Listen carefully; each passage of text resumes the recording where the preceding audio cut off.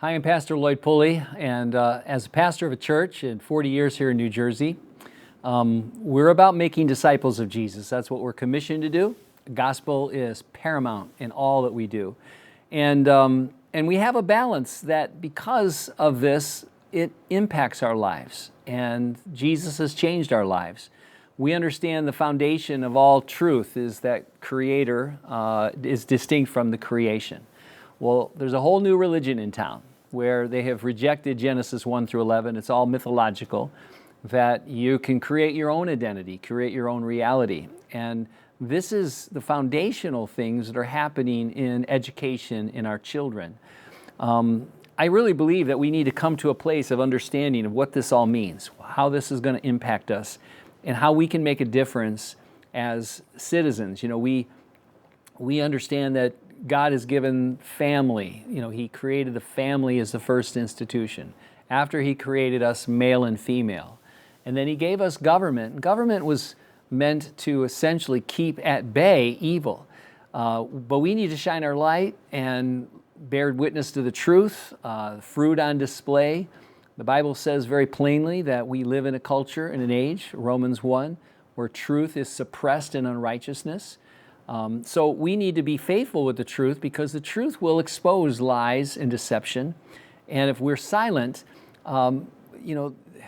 we can't continue. In other words, silence is not just neutral. Silence is consent in many places. So we have to be wise with our involvement. People often say, well, I don't want to get involved in politics. I'm all about the gospel.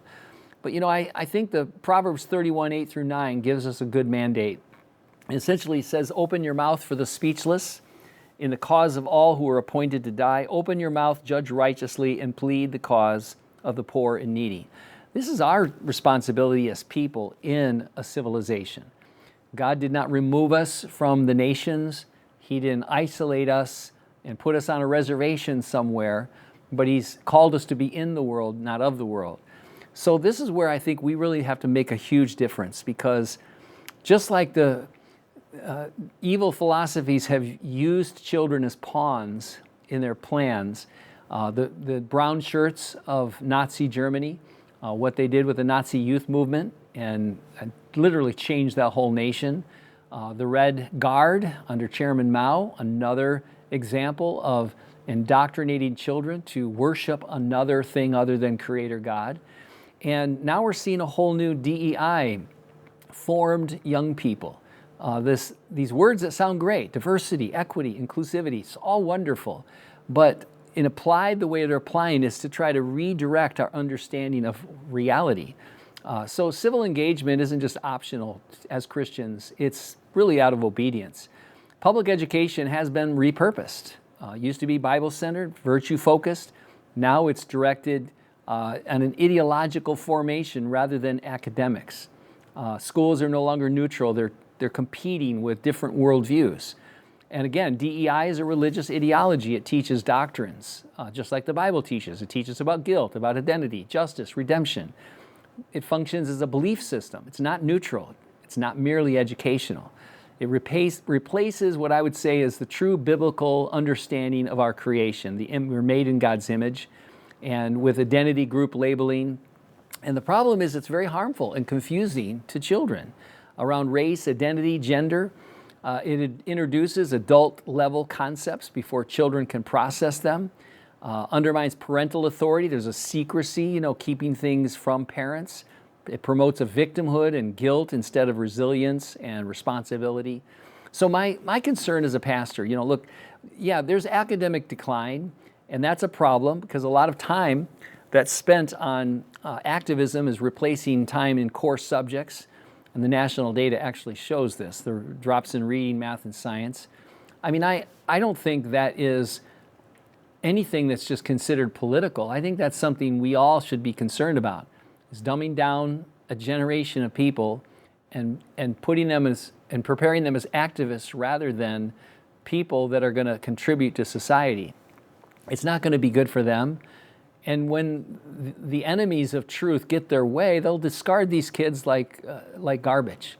They don't really care. And unfortunately, this has all been framed with this idea that the virtuous parent is the one that's going to be supportive of their children, whatever they want. Well, listen, when children are told something as a young child, they believe in Santa Claus if you tell them. They believe in the Easter Bunny.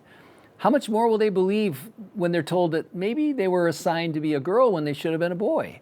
And are you sure you're supposed to be a girl? Maybe you should be a boy, or vice versa. This kind of confusion is going to have long-lasting results.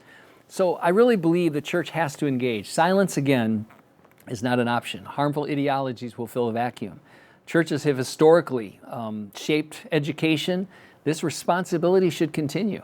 Schools were established way early on in colonial America, and they were based around biblical truth. And the idea is to give everyone an ability to contribute as an individual, because the Bible promotes this idea of individual, family, and then being a part of a community. A lot of these ideologies are meant to sweep away any idea of individual thought and all into this collective. You've got to follow this narrative. So I really believe that the church has to get back into this. Protecting children is the same as loving our neighbor.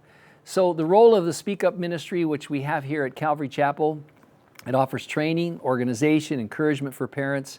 Ron Mack and his wife and the team have done an amazing job. It's helped overturn in a number of districts the policy of 5756 in New Jersey, which has really given activists an ability to lie to your children or lie to parents about where their children are, lie to their children first about what their confusion could be, and then lying to parents about where they are. So we have to do something here. And look, our Speak Up group, they've mobilized, they've engaged, they've had a number of people run for school board, they've won, there's a transparency now coming, moral clarity.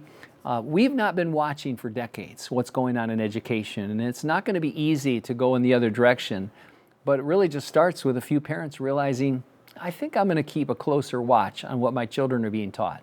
I think I'm going to go down and ask some pointed questions to the school board, and that's really what this is about.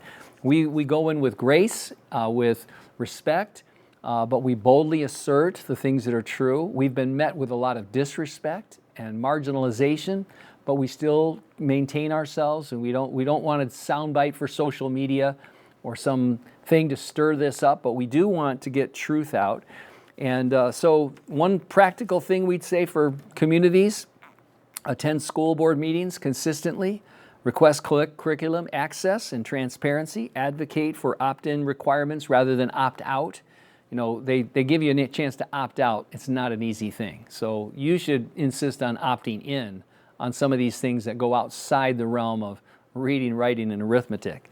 Advocate for parent-teacher coalitions to be established, support school board candidates that have integrity on this issue, promote education vouchers and school choice is something I would say absolutely. This is something that there's many homeschool movements now, there's many co-ops. This really has to put the educational system in New Jersey on a good, clear warning. Look, we're not going to just let them bowl over and make this thing happen. The whole reason is children can't defend themselves, and that's what we want to make sure happens. Engagement is stewardship. This is a gospel-centered responsibility. Protect the innocent and uphold the truth. We do that with the unborn, and we do that with children who cannot figure this stuff out and need someone to speak up for them.